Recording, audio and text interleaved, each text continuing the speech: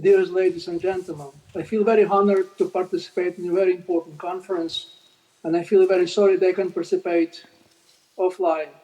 Since beginning of this year, given the current situation in Ukraine, I decided to cancel my visit abroad, and I hope you understand me. But anyway, I'm sorry. I wish you a very fruitful conference, and I'm really sorry they couldn't participate in your discussion. I was asked to talk about colonization, the colonization of Ukrainian history. And before I proceed, let me start with some caveats. I bet you understand that history has a double meaning. It could mean my profession, which is historical writing, how do and my colleagues write a history, and especially history of Ukraine.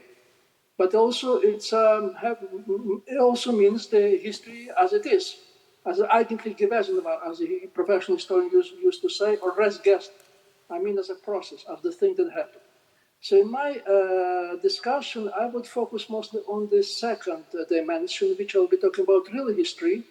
But before I proceed this point, let me briefly tell you about how Ukrainian historians approach this problem of the colonization. And I would say that start with some kind of banalities, that there is direct connection between politics and historical writings. One may say that who has a power has a history. To paraphrase the famous dictum, cuius regio eius historia. And the Russian Empire used this rule to the utmost, but denying most of the nations that were under rule of the Russian Empire denied their rights to have their own history. It has monopolized Eastern Europe, and by this token, it also monopolized the history of this region, the past of these people. So this was not a particularly Russian case, by the way. Let me remind you that the concept of non-historical people emerged in the West. It was coined by no one else but Hegel, and later was borrowed by Marx and Engels. So in the West, there is little difference in situation with the Russian Empire, because Ukrainians were not known neither in the West nor in the East.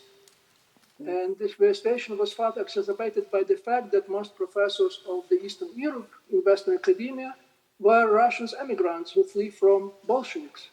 And those Russian emigrants, they imposed their imperial version of the Eastern Europe on the Western academia.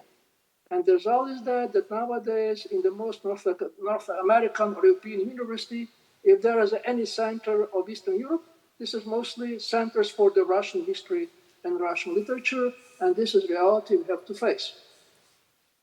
Without a doubt, naturally, Ukrainian historians were not happy with the situation. Since the 19th century, they tried to prove that Ukraine had a history and has a right to have a history. They tried to reverse the dictum. Instead of who has power has a history, they want to solve that who has a history. The one has right to become a power. The leading and the towering figure was Mikhail Hrytsak, a dean of modern Ukrainian historiography. He came with his scheme of Ukrainian history that undermined the Russian Imperial discourse. He wrote several volumes that were translated in several languages, and tellingly he became a leader of the first Ukrainian state in 1917. But since this state that was headed by Hrytsak has failed, Ukrainians turned to the state of non-historical nation, and in the final result, Ukrainian historians a few decades ago were pathetic figures. They remind the hero of the famous Beatles song Nowhere They look like a nowhere man sitting in Nowhereland, writing the Nowhereland Nowhereland story for nobody. And this was a reality, which I say was before the collapse of the Soviet Union. And I would say this ignorance backfired, and very, very seriously, because when Ukraine emerged as an independent nation, Western academia have no explanation how that happened. So to say, they ignored the existence of a nation that numbered several dozens of millions. So how come? Well, this is kind of shame for the Western academia, and they try to say to figure it out. But so far, until the beginning of the Russian-Ukrainian war, I would say there were several results or achievements, but they were mostly modest. So this is so far about historical writings. And now let me turn history per se, which is the main focus of my topic. So I would start the colonization. I start with the point that the colonization is a very tricky thing. because it could mean different things to different people. Let me give my personal example. The last decade, the last year, I was teaching history at the University of Vienna. This was Ukrainian history, and I focused much on decolonization. And among my students, there were students from the Near East. And for her, decolonization meant something quite different, radically different.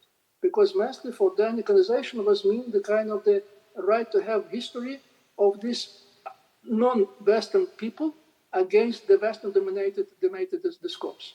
So basically, in this sense, she was referring to war in Gaza, and this was a called anti-imperialist discourse in which empire was not Russia, but America, or larger understood the West. So therefore, in the West, there is efforts to claim that Russia was provoked by the West. So this is the West that leads imperial plot, imperial war against Russia, and Ukraine serve as an agent of this colonization project. So what I mean to say, the colonization per se is a very tricky term. It is a double-edged sword. It could be used both to benefit of Ukraine and also could play into hands of Putin. So, and I believe the issue is further complicated, very much complicated by peculiar Ukrainian-Russian historical realities. Just to make these realities to understand easier, let me refer to the metaphor borrowed from my favorite book. And this is book Winnie the Pooh, which I admire from the first years of my life, and still believe this is a very important book, especially used by historians. You may remember well in chapter 1, Winnie Pooh is eager to collect honey and he's going there to the tree, and then finally realize that this is wrong bees and wrong sort of bees, and they do wrong sort of honey. So if I could use this metaphor, so let me just say that Russian Empire was a wrong side sort of empire, and therefore it has a wrong side sort of colony, and Ukraine was among them. Just to put it, start with, so first of all, Russia was a land empire, and therefore there was no clear distinction where metropolis ends and the colonies begin. It was not the case, say, with the land, with maritime empires like a British, Spanish, Portuguese, French, name it. They were maritime empires, and core and colonies were divided from each other by seas and sometimes even by oceans. It was especially true in the case of Ukraine, but again, for a very particular reason. The Russian Empire was a large but very backward empire. It badly needed elites to govern its vast borderlands. And the main reservoirs for this elites was the Western borderlands. Baltic states, former lands of the Rzeczpospolita, post-Lithuanian state, and also the former Ukrainian Cossack state. Also, to some extent, the states that existed in Caucasus, almost of first race Georgia. So the thing is that Russian Empire borrowed, so to say, this elites from the Western borderlands to run this vast territory. And among those elites from the Western borderlands, Ukraine has a clear advantage. Unlike Baltic Germans or Lithuanians or Polish nobility, they were on the same creed like Russians because they were Orthodox. And this time religiosity meant very important role, much more than nowadays. So the same thing is that Russian Empire believed that Ukrainians, or Little Russians, they called it time, was really theirs, their own. So they invited them to run the empire, more so that Ukrainians were much more educated than the Russians. Just to give you the idea, in 18th century, half of all the Russian imperial elites were made by Ukrainians.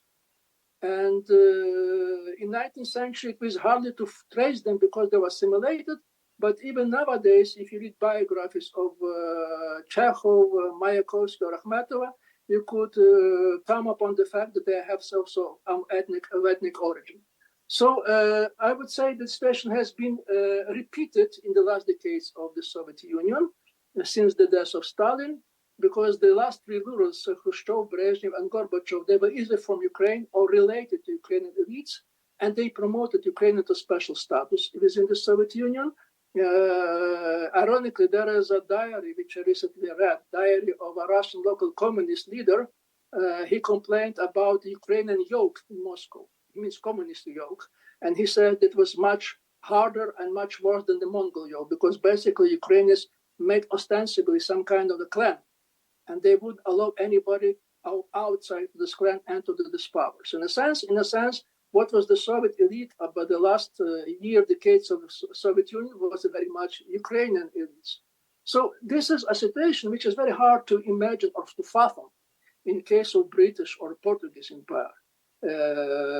Hardly somebody from colony, from India or Colombia or for Peru would rule in London or Lisbon.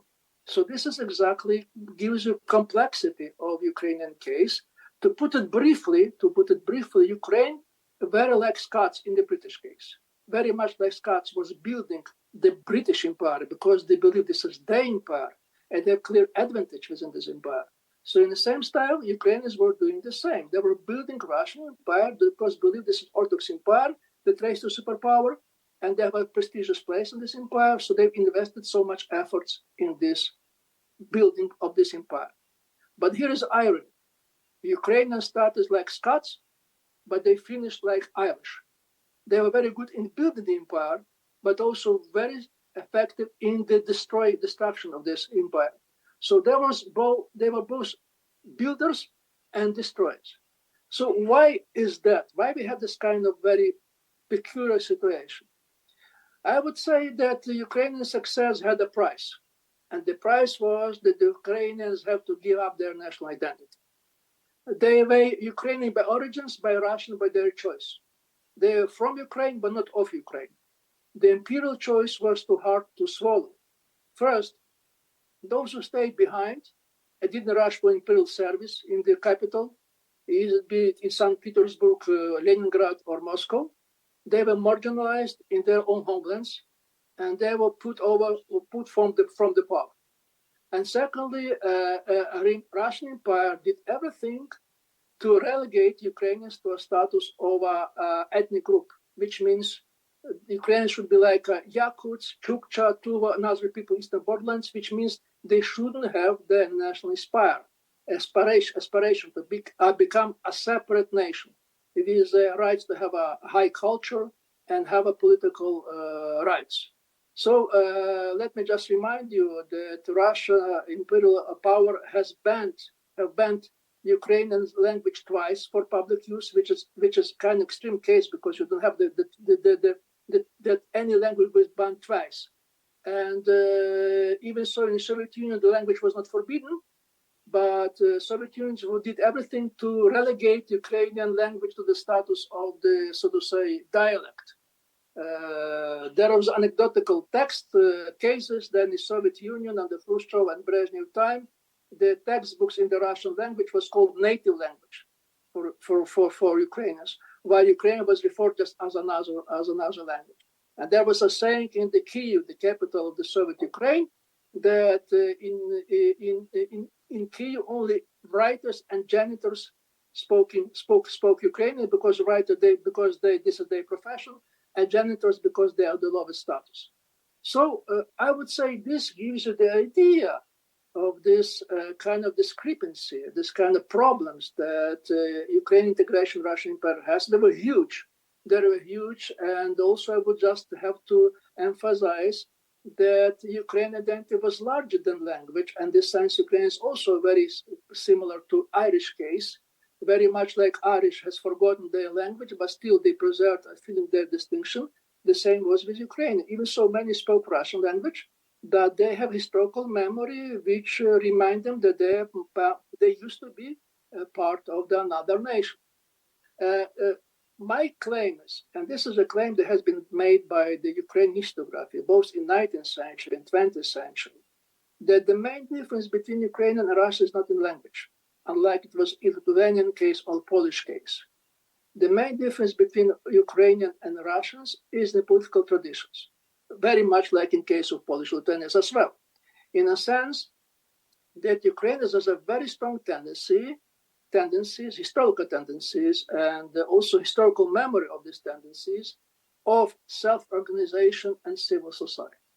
And also by this token, Ukrainians tend to limit the power of their rulers, and they're not happy with absolutist power or more so with a totalitarian rule. So put it briefly, it's very hard to imagine Ukrainian Stalin or Putin, or vice versa.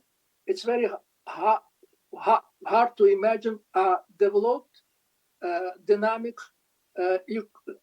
Russian civil society, more so victorious Maidan in Moscow or any other city. So again and again, this is history matters, because I believe these differences are made by history.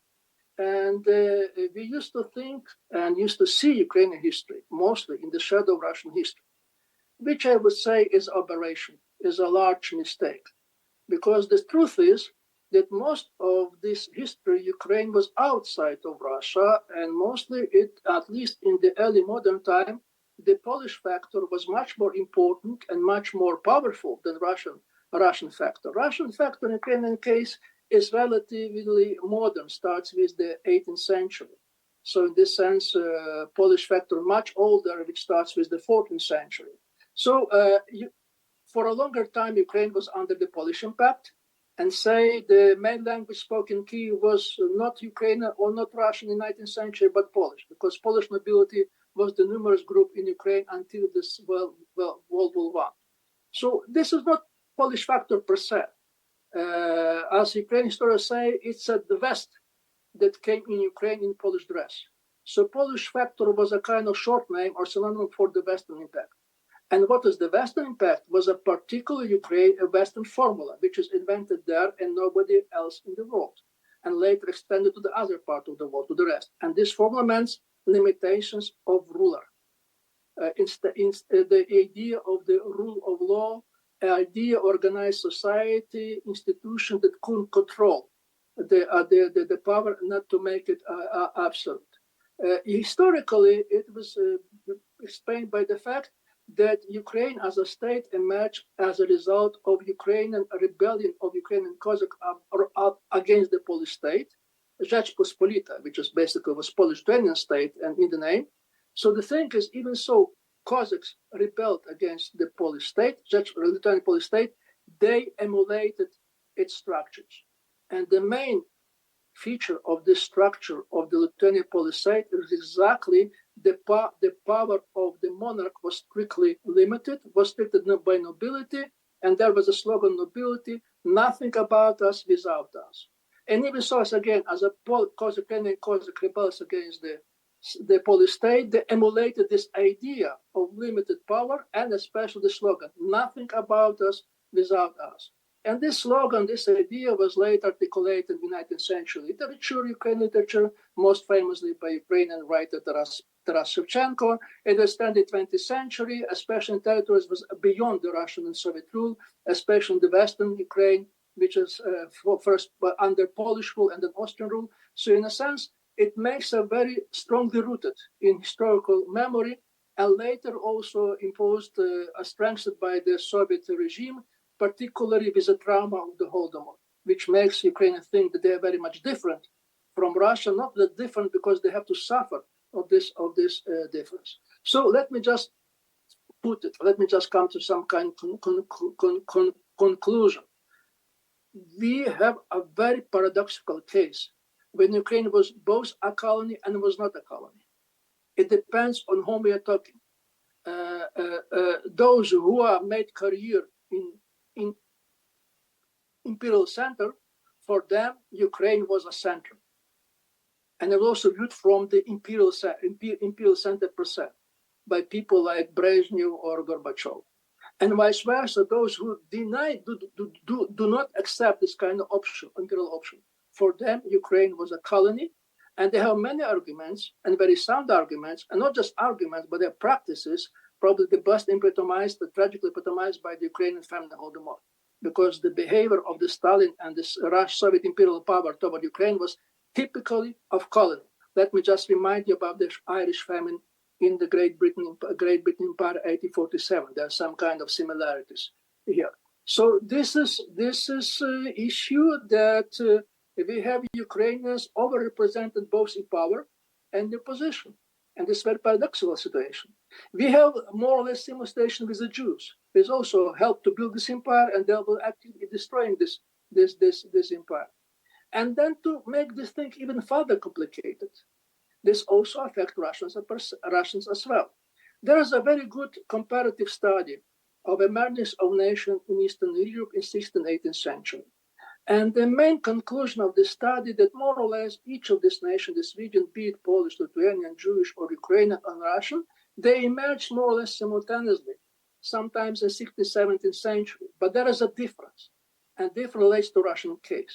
Because in the Russian case, the process of the nation building has stopped because Russian nation was devoured by the Russian Empire.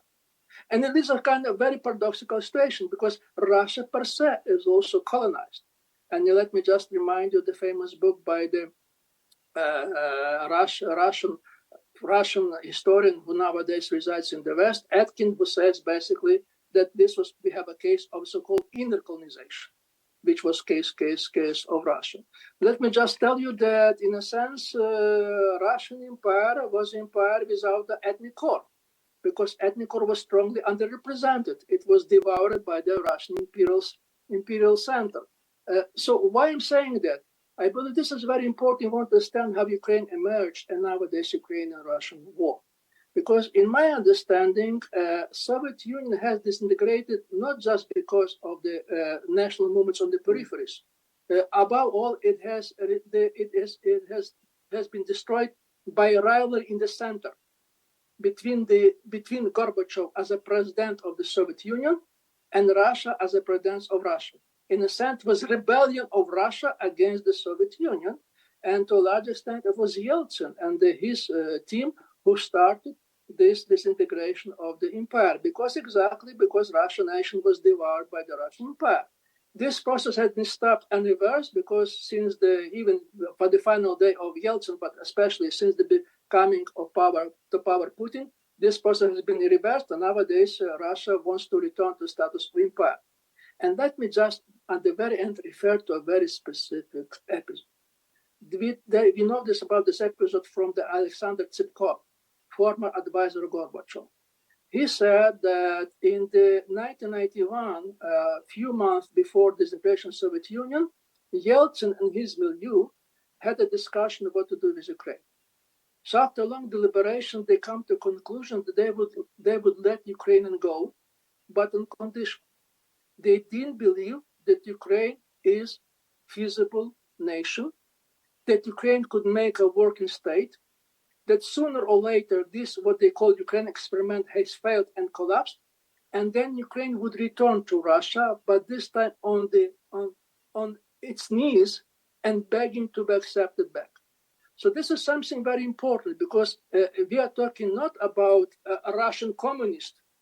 We're talking about Russian liberal position, which at the time was represented by Yeltsin and his milieu. So what I'm driving at, we tend to think about Putin as a former KGB officer, which is perfectly right.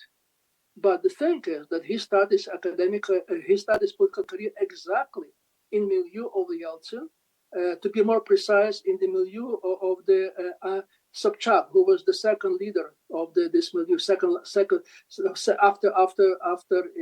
after Yeltsin. Recently, a Russian oppositional journalist unearthed an early interview of Putin of October 1991, and exactly in this interview, he made the same point like he made in 22 before the start of the Russian-Ukrainian war. Basically, he made the point that it was Lenin to blame for the disintegration of the Soviet Union because he created some kind of non-existent nations, including Ukraine. So what I'm claiming is, so this gives you a kind of the tragic or dramatic, name as you wish, dimension of Ukrainian-Russian relations, as particularly decolonization. Because it's not just Russian communist or Russian imperialist. This is also a large part of Russian liberals who still think about Ukraine as a part historical natural part of Russia, and they don't buy the argument that Ukraine has their own history. So I'm not saying that all liberals are Russian like that. They're exceptions, but still they're really exceptions. So let me just come to conclusion. And I would say that this conclusion deals with the both challenges and high stakes of the colonization. First of all, colony, empire, is a very lasting and persisting legacy. That doesn't disappear within the day or night. It was just a break in 1991, but not the end of the imperial legacy. So my claim is that in case of Ukraine, it took 2 revolutions, 2 Maidans, and 2 wars to come to real decolonization. It's a national project. It's not a project of the Western Ukraine or in Kyiv. Recently, I've been to Odessa, which was considered one of the crucial symbols of Russian imperial power. Also, in the Soviet Union, the Odessa had a very important role. So the thing is that I was invited to nowadays Odessa by a group of Russian-speaking businessmen. Some of them, they're Jewish. They are proud of their Jewish origin. And the reason I was invited because they started the process of decolonization of Odessa. They tried to reconfigure, to find a new identity of Odessa as not part of imperial space, but a part of new space, part of space of a new era. And this is something which gives you an idea to what extent this process is very much national one and urgent. So and second point, in Ukraine, decolonization went relatively easily. And I would say this is due to Putin. If I may say so, Putin was, and it still is, the main decolonizer of Ukraine.